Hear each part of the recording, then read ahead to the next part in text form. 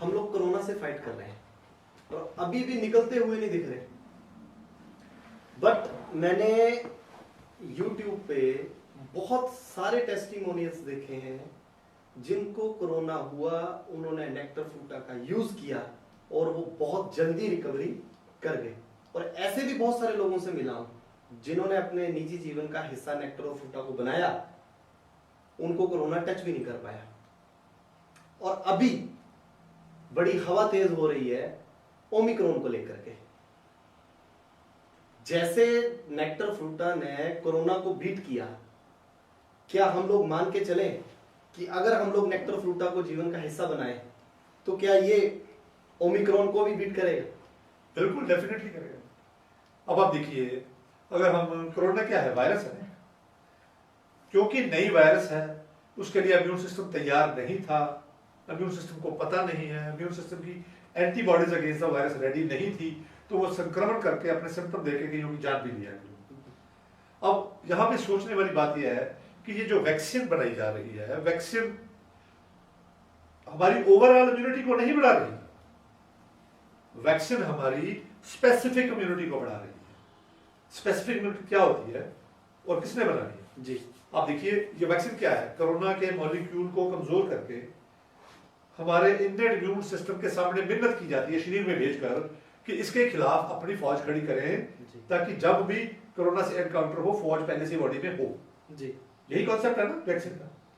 तो हमारा ये कहना है कि जिस इन्नेट इम्यून सिस्टम के आगे हम मिन्नत कर रहे हैं कि स्पेसिफिक इम्यूनिटी बढ़ाओ, जी, हम उस इन्नेट इम्यून सिस्टम को इस काबिल क्यों नहीं बनाते लगातार सपोर्ट करके कि वो सिर्फ कोरोना ही नहीं, किसी भी तरह की वायरस, जैसे हेपेटाइटिस बी है, हेपेटाइटिस सी है, ये भी तो वायरसेस है। जी, जी, ठीक है, इससे पहले जो चिकनगुनिया है या डेंगू है या मलेरिया है, ये सारी वायरसेस है। जी, और वायरसेस ये तो नोन है वायरसेस।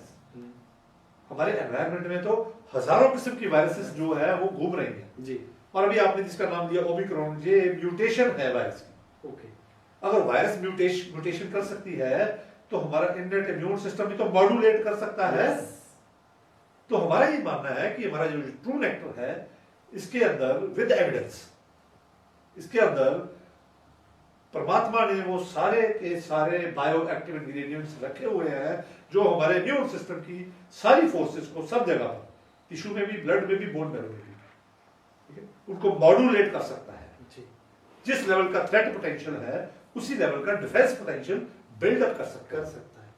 तो अगर ये बात को मान लिया जाए तो ओमिक्रॉन से भी हमें डरने की जरूरत नहीं है। हम ओमिक्रॉन को भी बहुत अच्छी तरह से हैंडल कर लेंगे, जैसे हमने पहले सारे वेरिएंट्स को ट्रू नेक्टर और ट्रू फ्रूटा की सहायता से हमने हैंडल किया है। जी, मैं यहाँ पे ये नहीं कह रहा कि हमें वैक्सीन की जरूरत नहीं है, हमें वैक्सीन लगवा लेनी चाहिए। वैक्सीन से स्पेसिफिक इम्यूनिटी हमारी बिल्डअप हो जाती है, लेकिन वो तो किसी एक वेरिएंट के खिलाफ होगी ना। अब जैसे वेरिएंट बदल रहे हैं तो हमें बूस्टर डोज की भी जरूरत पड़ रही है। अगर हर साल अगर कोरोना फास्ट तेजी से म्यूटेशंस कर गया तो क्या हम हर वेरिएंट के खिलाफ भी वैक्सीनेशन कराएंगे?